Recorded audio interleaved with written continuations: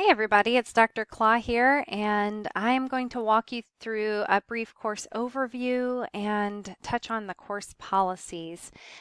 So I'm not going to cover the game narrative or assignments or any of that stuff because those are in other videos.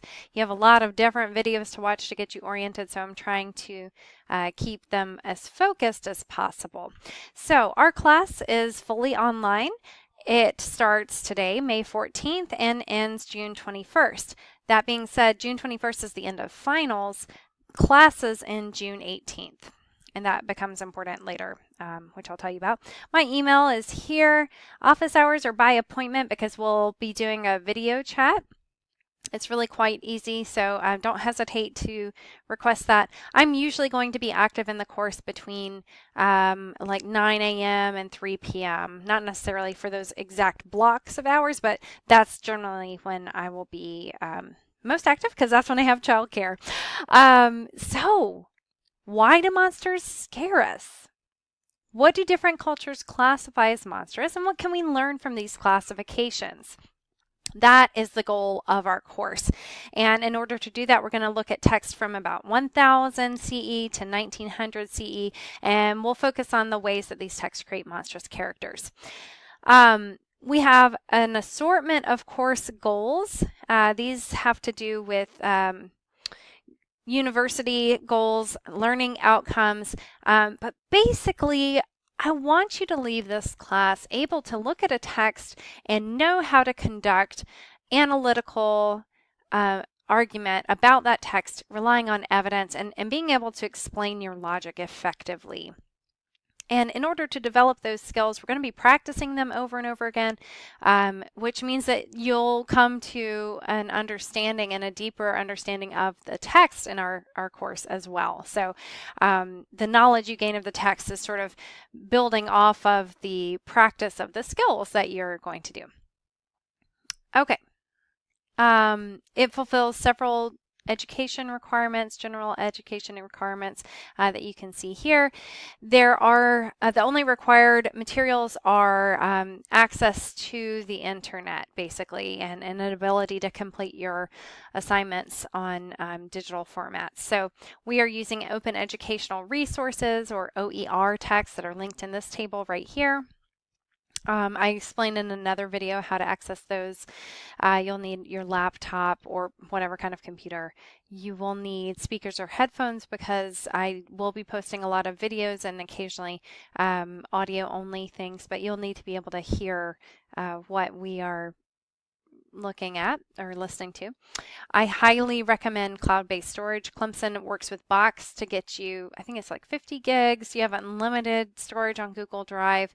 Dropbox, I don't know specifically how much Clemson students get, but basically save backup copies of all your coursework because something will happen, your computer will die, who knows, but if your work is saved in the cloud, then you're not going to lose it.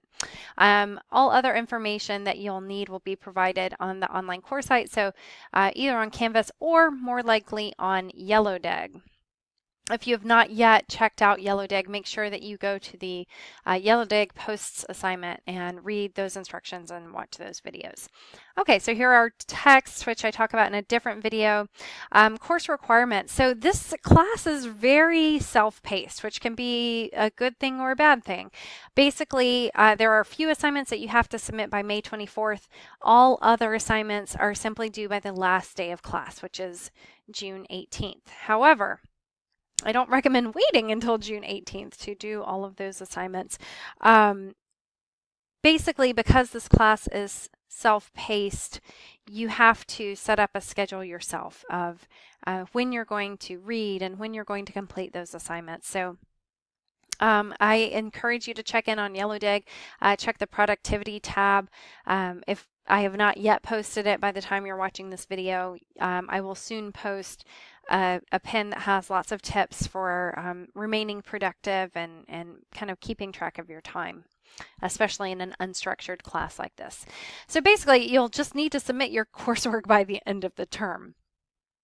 So there's not really such a thing as turning in assignments late. Like when they're due, the course also closes. So Anyway, keep in mind that um, even though this is a flexible class, the workload is equivalent to basically like 2 classes that you would take during the regular semester. So we're doing 16 weeks of work in about 5.5 weeks, and you can expect to spend about 20 to 30 hours each week completing course activities. That's assuming that you spend about 40 hours a week on a full course load during the semester. So this is basically a part-time course load. So just keep that in mind if you've got other things going on. It's different from taking just one class during the semester. Okay. I suggest you log on to the course site and check your Clemson email at least 3 times weekly, if not more frequently than that. You'll want to establish some kind of schedule for yourself, even though we don't meet face to face. Assignments are due by 11:59 p.m. Eastern Daylight Savings Time. Do plan for the unexpected. So I never recommend you wait till the last minute to submit something.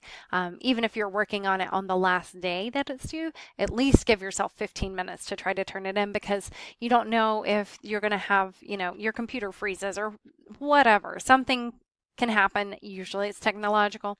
But plan ahead for that kind of problem. Yeah, so oh, here's a big one. Don't fall behind.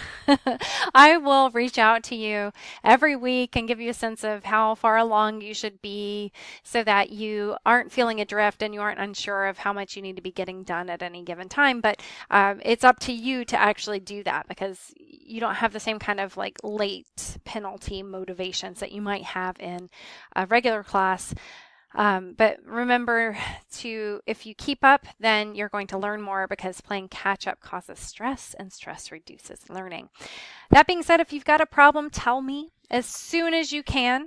I don't know if you hear my baby screeching in the background, but he's hilarious. But I get it. Life happens. Sometimes my baby gets sick and I have to juggle everything. Sometimes things are going to happen in your life that throw your schedule into a tizzy. That's when you got to let me know what's going on, and I will do my best to work with you and help you figure out how to get through our class, working around whatever issue you're running into. Generally, I'll respond within 24 hours to a question that's posted on Yellowdig and tags me, so that's an important part, or sent to me via email. And if I don't respond within 24 hours on one of those mediums, please try again on an alternate one. So if you tried Yellowdig and I didn't respond, email me. Or if you emailed me and I didn't respond, try Yellowdig, because that if I don't respond within 24 hours, that means I probably didn't receive it for some reason. This does exclude holidays and weekends. Okay, keep in mind that you should refer to the Canvas course calendar for specific assignment dates and times, though I'll talk more about that in the assignment videos that I'll post. You can find that calendar in the calendar button on the course menu on the left side of your Canvas page. Here I've got an explanation of the different links available on the left side of our Canvas page. Some key ones to keep in mind are Home, which takes you to the page that has the most frequently used links for our class, and then Modules, which will help you understand what assignments to complete and kind of where to go whenever you're done with a certain set of assignments. Yellowdig is, of course, something you'll want to check in frequently. Yellowdig is basically where class instruction happens. It's kind of the equivalent of going to class and meeting in the classroom, that sort of thing. So you'll want to check in on that pretty frequently. You'll find that a lot of the course becomes a lot more clear if you check in on Yellowdig and see what I've said about it. Okay, I've talked a little bit about the gamified aspect of this course in my introductory video, so I'm not going to talk about that a ton right here, but basically there are groups of assignments, and you can complete basically one assignment from that group for each of the 11 texts we're looking at. And then there are some assignments that are required for everybody to complete, and those are listed in red here. You'll see that you can earn up to 1,258,500 points in this class if you do like every single thing on here. And in order to get an A, you only need 1,000,000 points. So there's actually quite a lot of wiggle room there as you decide how you want to get your points. Okay, for more information about that, see the points link on the homepage of our class Canvas. As I mentioned, all the assignments are due by June 18th, 11:59 p.m. If you have a grade question, please wait 24 hours to email me so that you can read through my feedback and think about it. Here are the numbers of points that you'll need in order to attain different grade values. I'm still trying to figure out about the D and F grade values. I've got to kind of go through all the different rubrics and calculate this. But anyway, those will be coming. But for now, know that regardless, 1,000,000 points will get you the Galahad level of mastery and an A in the course. Galahad was the only knight in Sir Thomas Malory's stories of the Grail.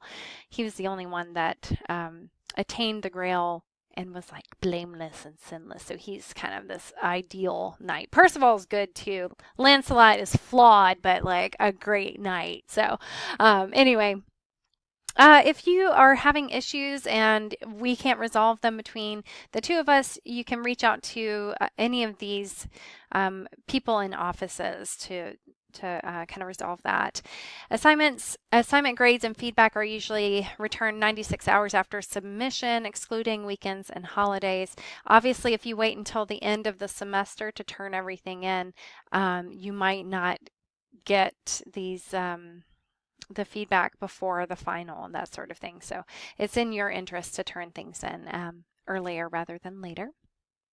And to get my feedback back to you quickly, I will grade using the rubric only and provide additional feedback upon request. Most of the assignments you can redo anyway. Pretty much any of the assignments that are not in red, you can resubmit those to get more points if you're not happy with the number of points that you got.